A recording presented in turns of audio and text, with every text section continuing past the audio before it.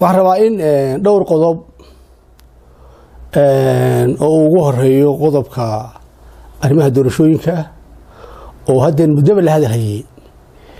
iyo shirar bariyaha kan ka soconayay deegaanada Soomaaliland gudaheeda iyo dibaddeedaba iyo qodob kale oo isaguna ahaa saamiqaybka Soomaaliland oo iyana muddo badan shirar laga hayay haddana laga hadlayo intuna ay gaar u saameynayso ama gaar ay u xoqayso deegaamada gobolada Sool Sanaag iyo Cayn oo aan anigu xildhibaano u ahay nin mas'uul oo ka soo jeedana aan haynaan qodobada ka kooban ka dhahdo arrimaha doorashooyinka Soomaaliland ama baarlamaan ha noqoto ama madaxtooyada ha noqoto waxa ku wareegsanaa mar walba cabashooyin kaga iimaanay xagga haddii axsaabta tahayna axsaab aanay waxba iyaga ku lahayn ama ha tala ha noqoto ama tamar ha noqotee baadee jiray oo saddex xisbi oo saddexdood mar walba badi u badnaa niman reer Hargeysa ayaa isdooranayay cilay ahayd ama saddex nin oo isaa qaba aan idhaahday cilay ahayd taagnayd ciladu waxa ku sii darsamay cilo kale oo ah baarlamaanka Soomaaliland beeskii hore wuxuu ahaa K93gii si baa wax lagu qaybsaday markii dadku daneynayay hadday nabadgelyada tahay iyo hadday isu imaatinka beelihii reer waqooyiga isa imaantikooda ay tahay waa lagu mooday xilli wacan baa lagu mooday tii ka dambeeyay waxay ahayd sabankii iyada laftigeeda waxay ahayd midtii aan waxba ka hinayn oo iyadana lagu mooday wixii ka dambeeyay waxay noqotay waax baa qalashay gobolada baarlamaankoodii saddexdii xisbi beesha dhexe ay haysatay ayaa kuraasteedii wada qaatay hadday tahay gobolka Sool iyo hadday tahay Togdheer iyo hadday tahay Sanaag arrintaas muddo soo tiisanaysay nasiib wanaag doorashada ma dhicin taa marka lagu kala qalalay mooyaane waxad ku qalashay mooyaane mid kale ma dhicin haddeera mid la abaabulaya deegaanadana waa laga hadlay golayaashana waa laga hadlay haddana waxa la sheegayaa in berritooda ama saa dambe ay imaan doonaan international community dad arrintan daneynaya waxa leenahay doorashada wada geli mayno haddaan laga heshiinin saami qaybsiga doorasho reer leeyahay wada geli mayno dadka arrimaha daneynaya waxaan leenahay doorashadaasi haddaan saami qaybsigii meel la dhigin oo reer walba ama deegaan walba kuraastoodii meel la dhiginin wada geli mayno waa qalal labaad oo la sii qalalayo taa nin waliba neediisa ogaado ama storka Mareykanka hadda wareegaya eeriyada ee waliba arrimaha dibadda ka riixaya waxaan leenahay cid kasta oo arrinta daneynaysa hal lagu deegaanadeedii waa laga hadlay oo siyaasiyiinteedii waa naga ka hadlanaa oo aamusi mayno oo waxaan leenahay waa wax aan ku sii kala go'ano hanagu taageerinina annana yeeli mayno taas waa qodobka labaad kale ee shirarka bariya waxa laga qabanayay shirar sal ay u ahayd kilika shanaad sida wax loo qaybsanayo kilika shanaad taariikh aad u fog buu leeyahay barigii hore waxa loo oran jiray ogaada region waa laga bedelo kilika shanaad baa la yiri taariikhda awlaha wuxuu ahaa taariikh dagaal la ka socdaan reer gaar ah ku dhiman jiray ogaadeen baa ku dhiman jiray Soomaali kale kuma dhiman jirin 100 sanadood baa lagu dagaalamay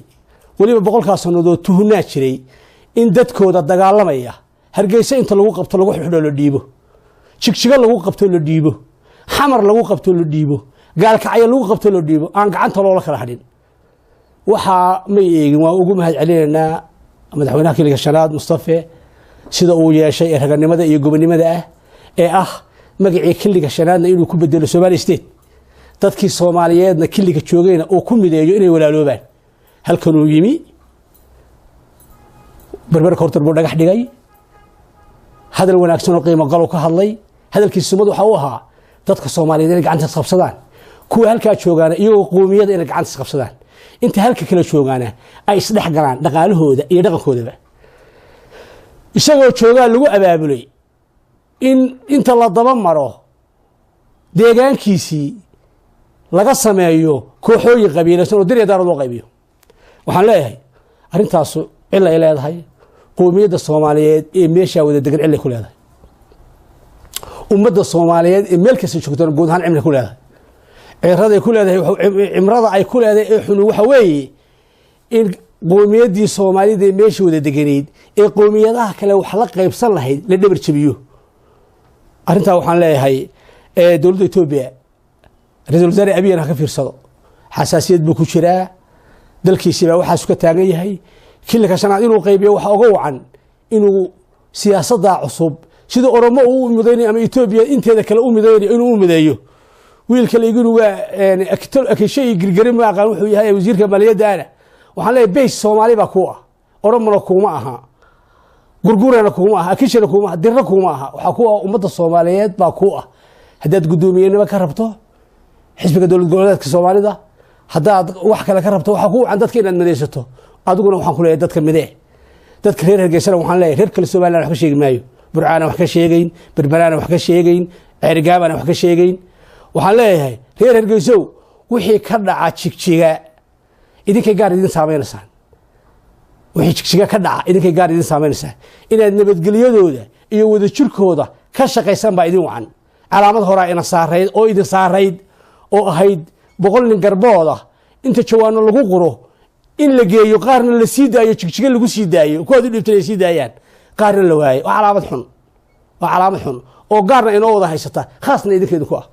waxaan leeyahay aan bogsiino boogaha aan bogsiino dir waa abtirsiyo waa wax jira waa ummad Soomaaliyeed anagu beesha Isxaaq Haashimiin baynu ahaydo saadi waa ku daba tukan jirnay hada dib loo soo noqotay waxa salaada iyadu baan idinku deysanaynaa ceeb kale ma jirto waan idinku daba tukanayno dad sibaro Soomaali ay leeyahay ilaa Quraysh baad loo haydeen taana intaas aan kafta kaga oranaya Suldaan oo aan saaxiibna Suldaan Saciid Suldaan waxa tiri daarood kugu shiraa oo wuxuu ku shiraa Kismaayo iyo hadii Ibn Xamar iyo gaalkacyo iyo de kuwaas waa dhulkoodii arda sabab kuma shiraa dirku dhulka ilaa ku shireen taa intaas ka oranaya qodta kale waxaan ka leeyahay waxa jira Suldaan garaadadaadi iyo garaadkaaga wuxuu jiray Xamar waa runta garaadada dhulbaantay gaalkacyo joogan oo Garowe joogan oo Boosaaso joogan oo Xamar bay joogan Soomaaliyeed uu yaqaanaan ninka taga aan dambi lahayn hada adigu taqaan dhulka dambi iyagu uma yaqaanaan inay dambi leeyihiin annaka laftayga halka joognaa uma dhaqaano ninka dhulka taga inuu dambi galay oo dad Soomaaliyeed oo aan walaalaanahay annaka nama diilinin diyaarada nagu weyn dhicinin baasukaana la dhicin adana la dhacay baasukayaasha diyaarada oo kula joognaa adigoo baasukayaasha diyaarada la dhacay baan kula joognaa oo aan boogta dhayana waa dhayana waxaan leenahay dadku hees jiito annagu xabaalo qof meeyno oo xasuuq ka hadli mayno oo diyaarada ka hadli mayno dadkuna taariikhda wax ku wacay in uu damaal dhigo diyaaradii taleex ee Ingiriiska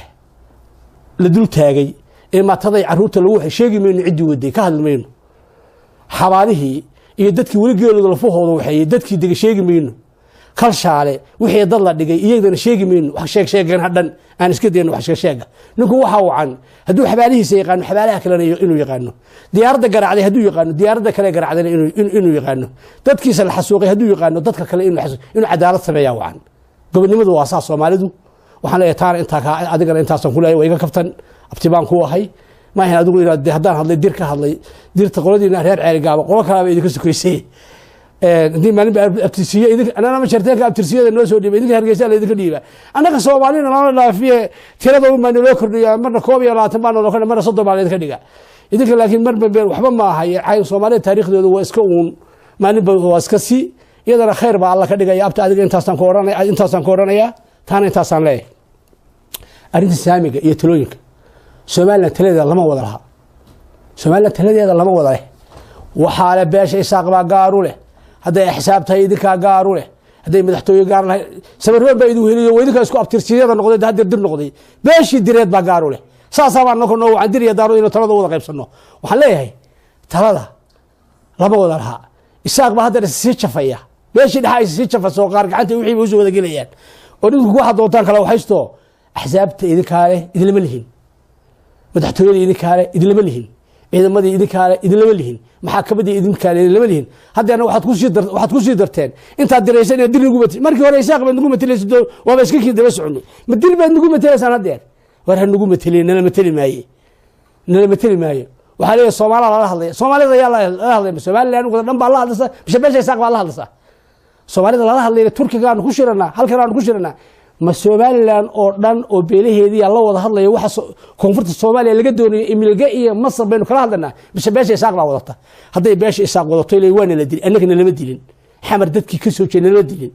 dawladda Soomaaliyeed nama dilin waxbayna ma yeelin hadii isaaq arinta kala xaajoonayo waa meesheeda laakiin maskabka iyo imilgada labadii gobol ee waqooyi iyo koonfur haday leeyihiin annaka leh Soomaaliya bariis annaka xoreysanay isagoo waxa ahayd shacab Ingiriisku naga ilaaliyo annaka xoreysanay waxa la ku hadlaya waa annaka ma haydinka waradii taamilgadii iyo laga hadlayo dawladnimadeena wada hadalka uma dheemin aanu dhamaano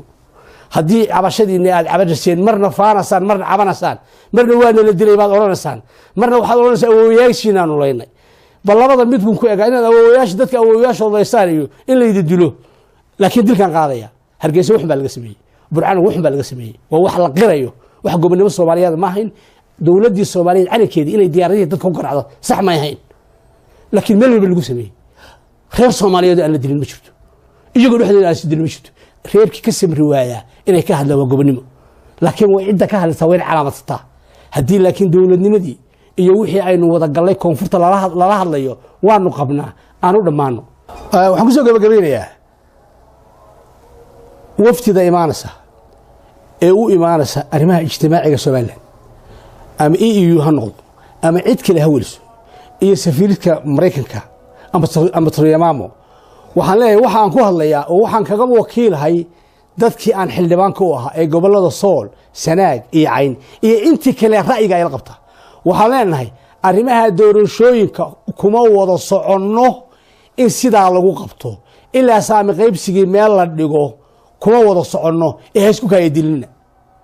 arrimaha wada hadalkana waxaan leenahay waan ku kala maqannahay waa inaan u dhamaanaa oo asaan ugu ogaataan